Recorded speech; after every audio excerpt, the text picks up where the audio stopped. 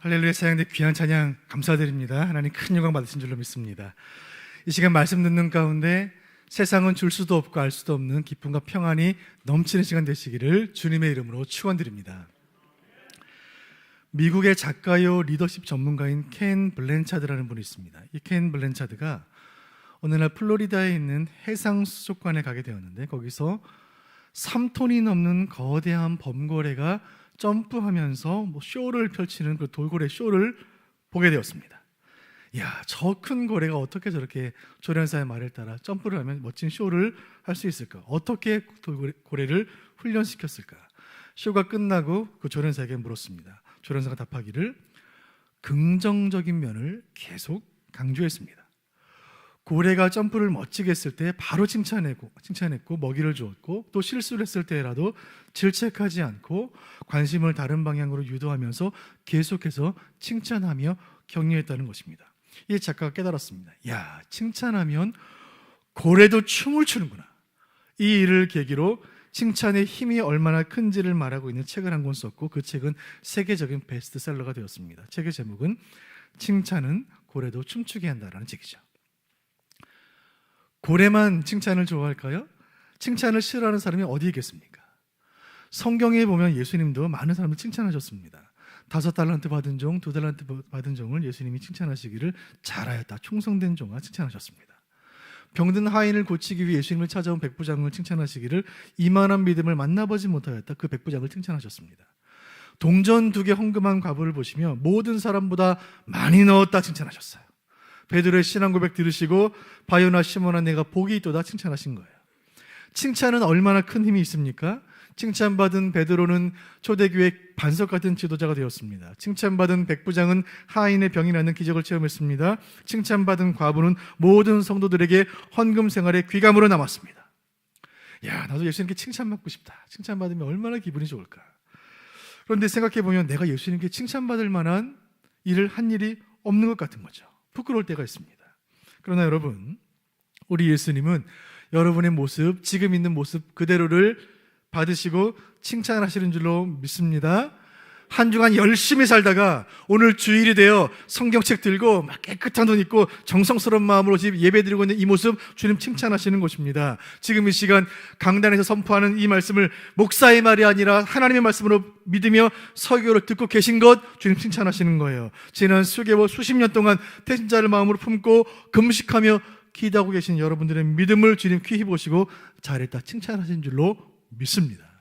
세상에서 존중받지 못하는 사람들, 세상에서 인정받지 못하고 칭찬받지 못하는 수많은 사람들을 예수님 찾아가 격려하시고 칭찬해 주셨어요. 그런데 예루살렘에서는 달랐어요. 마가복음 강해 중에 전반부가 끝나고 후반부가 10장부터 시작이 되는데, 마가복음 10장 이후에 예루살렘에 들어오신 이후로 예수님의 칭찬을 좀처럼 찾아볼 수가 없는 거예요. 이스라엘의 정치적인 수도요 종교적인 중심지에서 그 예루살렘에서 예수님 많은 사람들을 만났습니다. 누구를 만났을까요? 성경 보실까요? 11장 27절에 보시면 제가 읽습니다. 그들이 다시 예루살렘에 들어가니라 예수께서 성전에서 거니실 때에 대제사장들과 서기관들과 장로들이 나와. 예수님 예루살렘에서 대제사장, 서기관들, 장로들을 만나셨어요. 그리고 12장 13절에 보시면 예수의 말씀은 책잡으려 하여 바리새인과 헤롯 땅 중에 사람을 보냈다 되어 있습니다. 예수님 예루살렘에서 바리새인 만나셨고 헤롯 땅도 만나셨어요. 그리고 12장 18절에 보시면 부활이 없다 하는 사두개인들이 예수께 와서 물어 이르되, 예수님 예루살렘에서 사두개인도 만나셨어요. 이 많은 유대교 지도자들, 예루살렘 성전을 중심으로 종교를 장악하고 정치적으로 로마를 등에 업고 정치를 주도했던 이들은 종교를 이용하여 이득을 취하고 신앙을 빙자하여 권력을 탐했기 때문에 예수님께 책망을 받았습니다. 이렇게 예수님께 책망받은 예루살렘에 거주했던 수많은 지도자들 가운데 예수님께 칭찬받은 한 사람이 있으니 그 사람이 오늘 말씀의 주인공입니다. 이 사람은 성경을 필사하는 사람이었습니다. 인쇄술이 없던 시절에 성경을 필사하는 일은, 하나님 말씀을 필사하는 일은 고도의 학문적인 소양과 지식이 필요한 동시에 매우 영적이고 신령한 일이었습니다. 서기관이라고 불렸던 이 사람들은 사회적으로는 지식인이었고 종교적으로는 지도자였습니다. 특별히 성경을 기록하고 가르치는 것이 그들의 직업이었기 때문에 말씀이라면 자신이 있었어요. 그런 서기관에게 풀리지 않는 수수께끼가 생긴 것입니다. 이 수많은 말씀 가운데 가장 중요한 말씀, 가장 큰 계명은 무엇일까? 그 궁금증을 풀어줄 누군가를 기다리고 있던 그에게 예수님이 예루살렘에 오셨다는 소식은 반가운 소식이었습니다. 용기를 내어 예수님을 찾아갔고 예수님께 질문을 던졌고 그 예수님의 대답을 통해 그 문제의 해결을 받습니다. 그리고 그 모든 과정을 통하여 예수님께 칭찬받습니다. 유대교 지도자로서 예수님께 칭찬받은 유일한 인물이 이 서기관이에요. 오늘 마가복음 12장에 기록된 이 서기관의 이야기를 통하여 영적인 지혜와 도전을 함께 나누기를 원합니다. 자, 먼저 기억할 것은 예수님은 예루살렘에서 만난 수많은 서기관들에 대해 매섭게 책망하셨다는 사실이에요. 자, 예수님께서 서기관들을 책망하신 그 세 가지 이유 중에 첫 번째 이유는 그들은 외식하는 사람들이에요. 외식. 이 서기관들은 성경을 늘 들고 다니는 사람들이었습니다. 그런데 그 당시의 성경은 지금처럼 이렇게 작은 책으로 편집된 것이 아니라 양피지 두루마리 기록하여 두루마리를 둘둘 말아 끈으로 묶어서 들고 다녔기 때문에 성경을 몇 권 들다는 것은 굉장히 아주 수고가 따르는 일이었습니다. 그리고 커다란 성경 두루마리를 들고 다니는 그들은 어디서나 쉽게 눈에 띄었습니다. 그 사람은 누가 봐도 서기관인 거예요. 때문에 사람들은 생각합니다. 그 큰 성경 두루마리를 여러 개를 들고 다니는 사람들을 보며 생각하죠. 저 서기관들은 얼마나 말씀을 사랑할까? 얼마나 저들은 신실할까? 그런 실상은 어땠을까요? 마태복음 23장 27절 28절 말씀 같이 보시죠. 서기관들을 향한 예수님 말씀입니다. 시작. 화 있을진저 외식하는 서기관들과 바리새인들이여 회칠한 무덤 같으니 겉으로는 아름답게 보이나 그 안에는 죽은 사람의 뼈와 모든 더러운 것이 가득하도다. 이와 같이 너희도 겉으로는 사람에게 옳게 보이되 안으로는 외식과 불법이 가득하도다. 아멘. 서기관들의 실체를 꿰뚫어 보신 예수님은 이 한마디로 서기관들을 평가하십니다. 외식하는 서기관들이요. 이 외식이라는 말은 헬라어 휘포크리시스라는 말입니다. 휘포크리시스. 이 말에서 위선이라는 영어 단어가 나왔습니다. 히포크리시스. 이 단어의 어원적인 뜻은 가면을 쓴다는 말이에요. 가면을 쓴다. 겉으로는 아름다워 보이지만, 겉으로는 의로워 보이지만 실은 더럽고 실은 악하고 실은 불법적인 것으로 가득하다는 뜻이에요. 외식. 이 서기관들의 행동은 사람들에게 거룩하게 보이기 위한 거짓 행동, 즉 연기였어요. 신실한 척 연기하는 거예요. 자신의 악한 내면을 감추기 위해 선하고 경건해 보이는 행동으로 자신을 포장하는 것, 그것은 속임수요 불법이요 악행이었습니다. 예수님 그들을 꿰뚫어 보시며 말씀하시는 거예요. 겉으로는 아름답게 보이나 그 안에는 죽은 사람의 뼈와 모든 더러운 것이 가득한 무덤과도 같구나. 겉으로는 사람에게 옳게 보이되 안으로 외식과 불법이 가득하도다. 외식하는 서기관들을 향한 예수님의 매서운 책망의 말씀 앞에서 우리를 돌아보길 원해요. 여러분, 우리는 어떻습니까? 여러분, 우리 예수님 속지 않으세요? 꿰뚫어 보시는 거예요. 하나님 말씀 앞에서, 하나님 임재 앞에서 이 말씀으로 도전과 교훈을 삼으시기를 바라요. 간절히 바라는 것은 오염된 성전을 청결케 하셨던 그 예수님께서 이 시간 우리 마음에 찾아오셔서 우리의 심령을 깨끗하게 하시기를 간절히 소원합니다.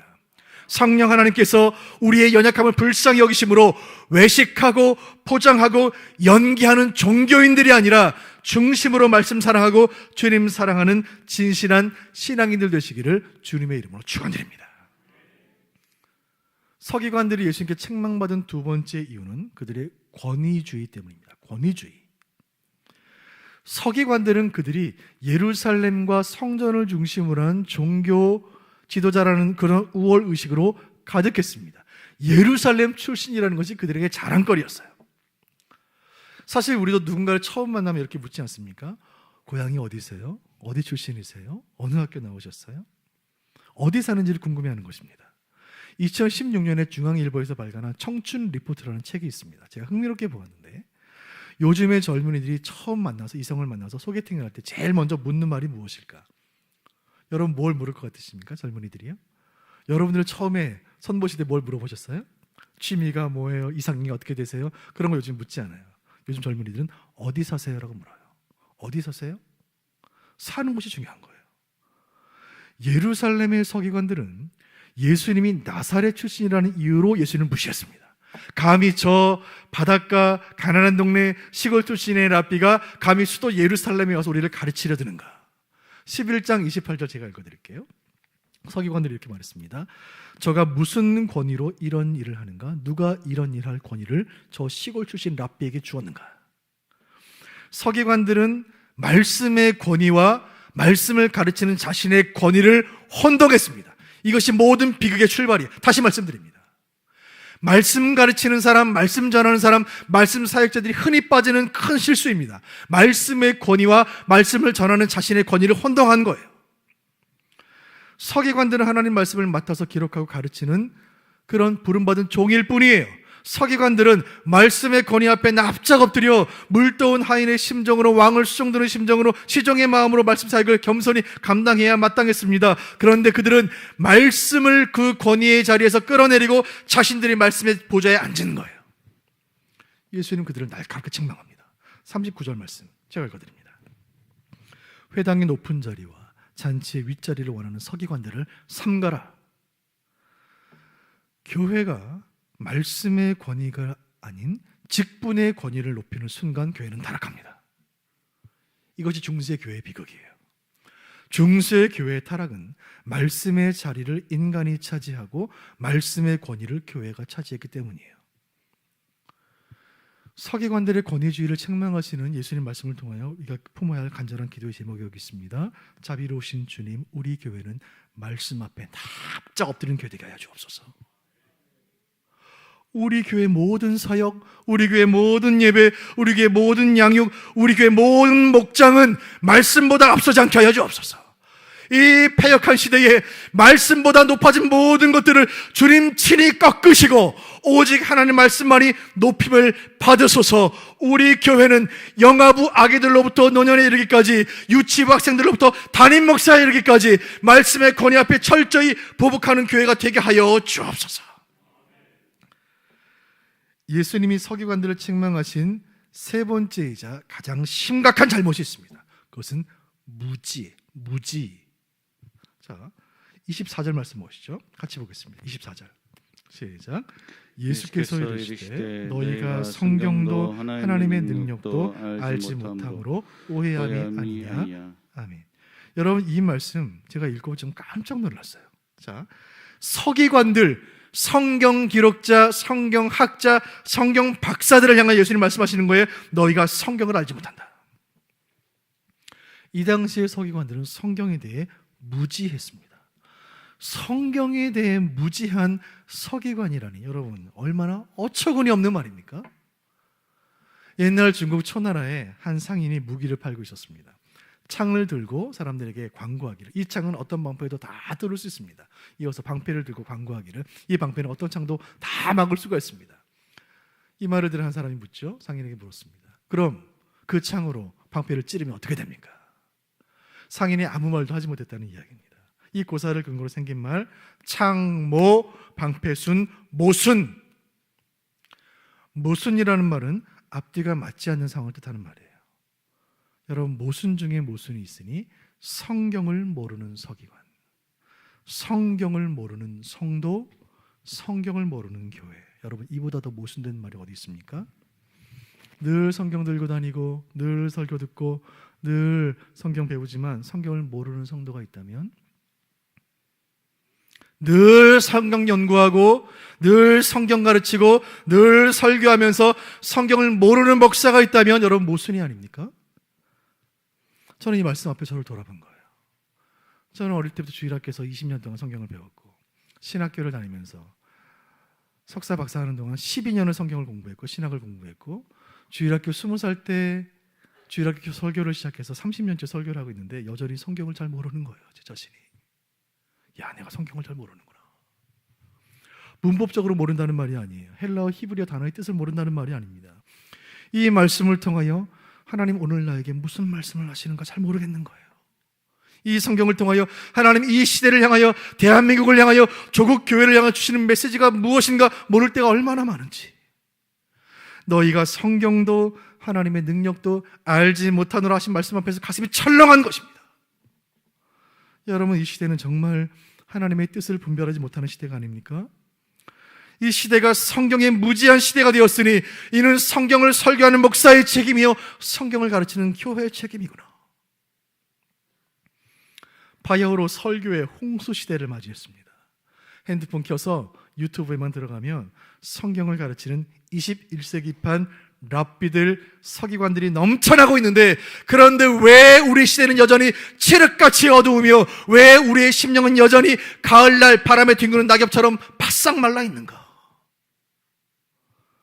27절 말씀에 예수님 말씀하세요. 탄식하며 말씀하세요. 27절 보시죠. 시작. 하나님은 죽은 자의 하나님이 아니요 산 자의 하나님이시라 너희가 크게 오해하였도다 하시니라. 아멘. 너희가 성경을 크게 오해했다. 여러분, 성경에 대해 무지하면 성경을 오해하게 되고, 성경을 오해하면 성경을 왜곡하게 되고, 그 결과 시작은 같지만 끝이 다른 결과를 맞이하게 됩니다. 끝이 다르다. 다를 이 끝 단 이단이 되는 거예요. 성경에 무지하면 이단에 이르게 됩니다. 다시 말씀드립니다. 무지는 오해를 낳고 오해는 왜곡을 낳고 왜곡은 이단에 이릅니다. 참으로 감사한 것은 우리 하나님께서 저와 여러분을 사랑하사 전 세계에서 가장 성경을 가르치는 교단에 소속되게 하시고 성경을 가장 바르게 믿는 교회의 성도 되게 하신 줄로 믿으시길 바랍니다. 이처럼 당시의 서기관들은 외식했기 때문에 책망을 받고 잘못된 권위주의 때문에 책망을 받고 성경에 대한 무지 때문에 예수님께 호된 책망을 받았습니다. 그런데 그 중에 군계 일학처럼 오늘의 주인공인 서기관은 달랐습니다. 그는 성경에 진심인 사람이었어요. 예수님께 찾아와 이렇게 묻는 거예요. 28절 제가 읽어드립니다. 서기관 중 한 사람이 그들이 변론하는 것을 듣고 예수께서 잘 대답하신 줄을 알고 나와 묻되 모든 계명 중에 첫째가 무엇이니까? 예수님, 성경에서 가장 큰 계명은 무엇입니까? 이것은 예수님을 공경에 빠뜨리고 예수님 흠을 찾기 위한 질문이 아니었어요. 서기관으로 태어나 서기관으로 사역하면서 성경을 기록하면서 성경에 기록된 613가지의 계명들을 기록하고 가르치고 연구하다 보니 어떤 계명이 더 중요하고 어떤 계명은 상대적으로 가벼운지를 생각하게 되었는데 답을 찾을 수가 없습니다. 예수님, 가장 큰 계명은 무엇입니까? 대체 성경은 무엇이라 말하고 있습니까? 이 진지하고도 난해한 질문에 대해 예수님 명쾌히 대답하세요. 자, 성경은 무엇이라 말하는가? 첫 번째 무엇입니까? 하나님을 사랑하라고 성경이 말합니다. 같이 읽어보겠습니다. 시작. 하나님을 사랑하라.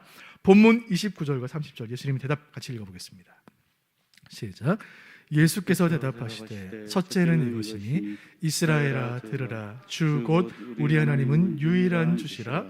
내 마음을 다하고 목숨을 다하고 뜻을 다하고 힘을 다하여 주 너희 하나님을 사랑하라 하신 것이요. 아멘. 우리 예수님은 어려운 질문에 대해 쉽게 대답하시는데 대가셨어요. 그리고 성경을 풀어내는 제1의 원리는 성경은 성경으로 푸는 것입니다. 사람의 생각으로 푸는 것이 아니에요. 예수님 그 질문을 받으시고 성경으로 풀어 대답하시는 거예요. 구약 신명기 말씀으로 대답을 하십니다. 쉐마라 불리는 유명한 말씀이에요. 신명기 6장 4절 5절도 같이 보실까요? 시작. 이스라엘아 들으라. 우리 하나님 여호와는 오직 유일한 여호와이시니 너는 마음을 다하고 뜻을 다하고 힘을 다하여 내 하나님 여호와를 사랑하라. 아멘. 서기관이여 너는 나에게 성경에서 가장 큰 계명이 무엇이냐 묻느냐? 성경이 말하는 단 한 가지 진리는, 성경에 기록된 가장 큰 계명은 홀로 천지를 만드신 여호와, 가장 높은 곳에 계시는 가장 유일하신 그 하나님을 마음을 다하고 목숨을 다하고 뜻을 다하고 힘을 다하여 사랑을 하신 그 말씀이다. 여러분, 이 말씀을 좀 더 자세히 보겠습니다. 30절 다시 보세요. 내 마음을 다하고 all your heart, 목숨을 다하고 all your soul, 뜻을 다하고 all your mind, 힘을 다하고 all your strength. 마음을 다 담고 나의 영혼을 담고 나의 정신을 담고 나의 온 힘을 다하여 하나님을 사랑하라. 이 마음과 목숨과 뜻과 힘이 각각 무엇인지를 분리해서 구분할 필요는 없습니다. 우리 인간의 모든 존재와 행동의 모든 것을 뜻하는 말이에요. 성경이 말하는 단 하나의 진리는 이것입니다. 너희의 모든 것으로 하나님을 사랑하라. 여러분, 왜 우리가 우리의 모든 것을 하나님 사랑해야 합니까? 하나님께서 그분의 모든 것으로 우리를 사랑하셨기 때문입니다. 우리 하나님은 그분의 마음을 다해, 그분의 생명으로, 그분의 뜻을 다해, 그분의 가진 모든 능력으로 우리를 사랑하시고 우리를 구원하신 줄로 믿습니다. 그 사랑 받았으니 우리도 우리의 모든 것으로 하나님을 사랑해야 하지 않겠습니까? 이것이 첫 번째 계명이에요. 두 번째는 무엇인가? 주님 말씀하시기를 두 번째 계명은 이웃을 사랑하라 하신 말씀이에요. 같이 읽어보겠습니다. 시작. 이웃을 사랑하라. 본문 31절 같이 보겠습니다. 시작. 둘째는 이것이니 내 이웃을 내 자신과 같이 사랑하라 하신 것이라. 이보다 더 큰 계명이 없느니라. 아멘. 성경에서 가장 큰 계명은 하나님을 사랑하라 하신 말씀이요, 두 번째 계명은 이웃을 사랑하라는 말씀입니다. 예수님 답변하셨어요.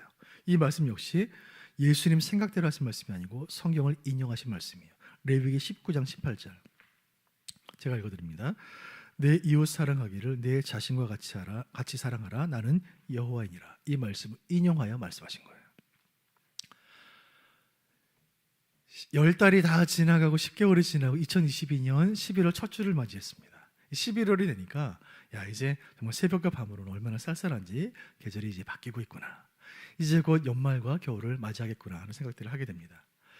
연말이 가까워오고 추운 계절이 오면 이웃 사랑을 실천하는 분들이 많이 계세요. 얼마나 귀한 일입니까?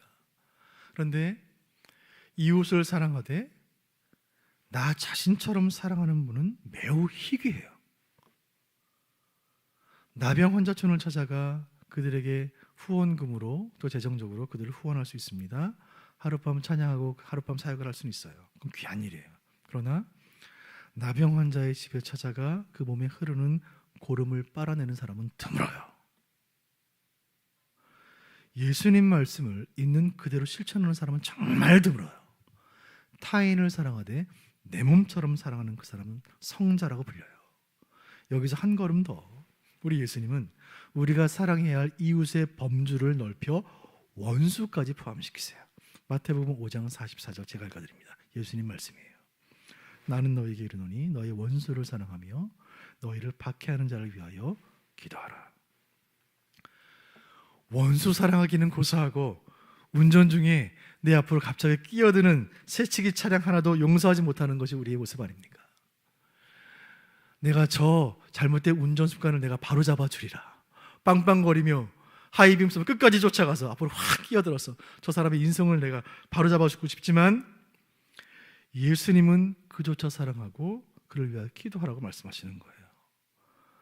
여러분, 어디 난폭 운전자뿐입니까? 살다 보면 정말 원수 같은 사람들을 만나게 돼요. 나에게 저 사람이 나에게 무슨 원한이 있어 나에게 저런 말을 하는가, 저런 행동을 하는가. 여러분, 그들을 어떻게 사랑할 수 있습니까?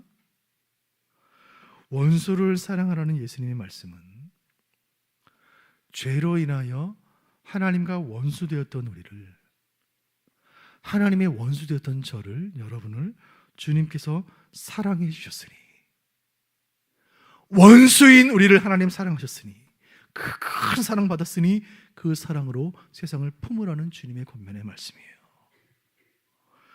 이웃을 사랑하되 내 몸처럼 사랑하고 이웃을 사랑하되 원수까지 사랑하는 것, 이것이 예수님의 마음이요, 이것이 예수님이 보여주신 사랑이요, 이 사랑만이 세상을 변화시키는 줄로 믿으시기를 바랍니다.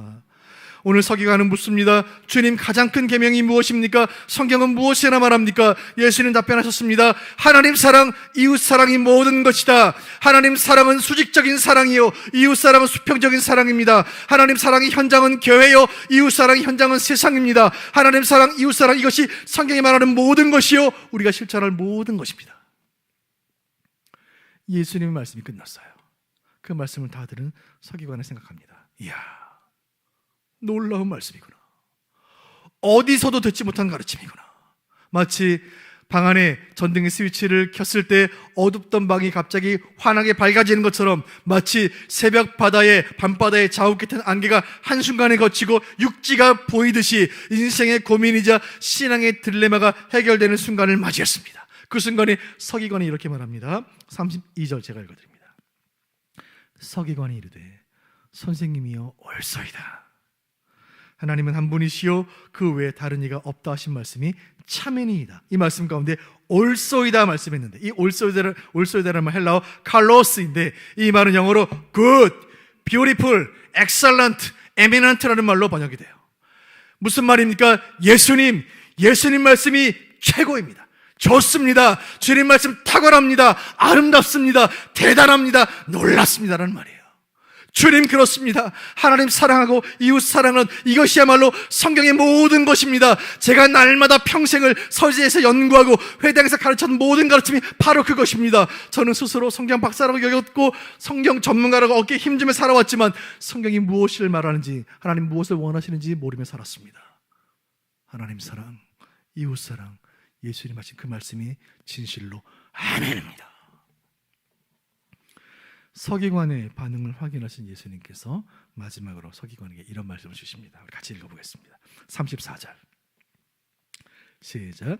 예수께서 그가 지혜 있게 대답함을 보시고 이르시되 내가 하나님의 나라에서 멀지 않도다 하시니 그 후에 감히 묻는 자가 없더라. 아멘. 예수님은 그 서기관이 지혜롭게 대답했다고 칭찬해 주셨어요. 이 서기관은 다른 서기관들처럼 외식하는 종교인이 아니라 진정 말씀을 사랑하는 인물이었어요. 이 서기관은 다른 서기관들처럼 권위적인 지식인이 아니라 주님 말씀 앞에 엎드리는 겸손한 종이었어요.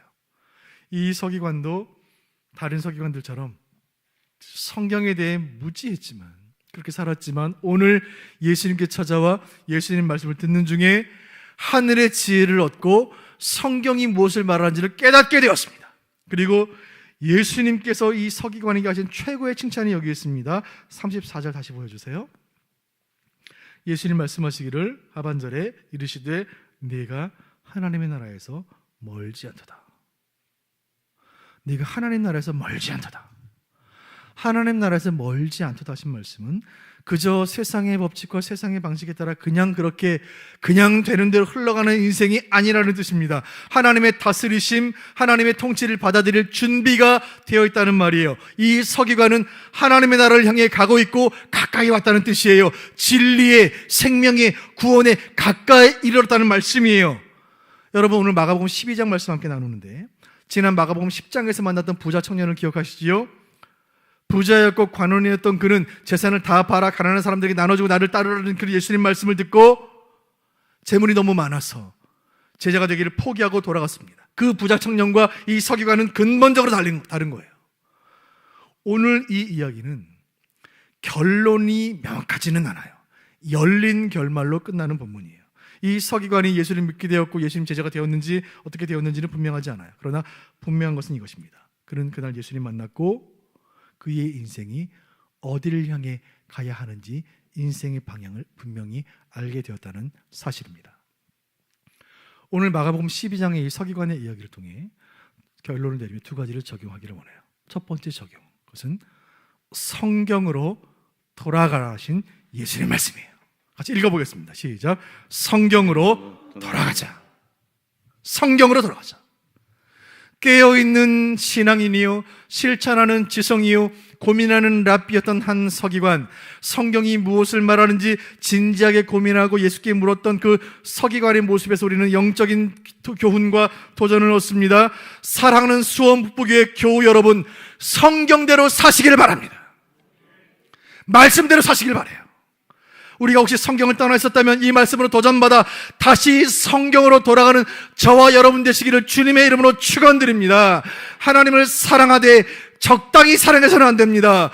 우리 주님께서 우리를 그렇게 사랑하신 것처럼 목숨 다해 사랑하고 마음 다해 사랑하시고 뜻을 다해 힘을 다해 사랑하신 것처럼 우리도 그렇게 주님을 사랑하시기를 바랍니다. 여러분, 이웃을 사랑하되 적당히 사랑하지 마시길 바랍니다. 외식하지 마시길 바랍니다. 우리를 물과 피를 다 쏟아 사랑하신 그 예수님의 사랑으로 다가오는 겨울이 두려운 사람들에게 따뜻한 주님의 온기를 전하는 여러분과 우리 교회 되기를 간절히 소원하는 것입니다.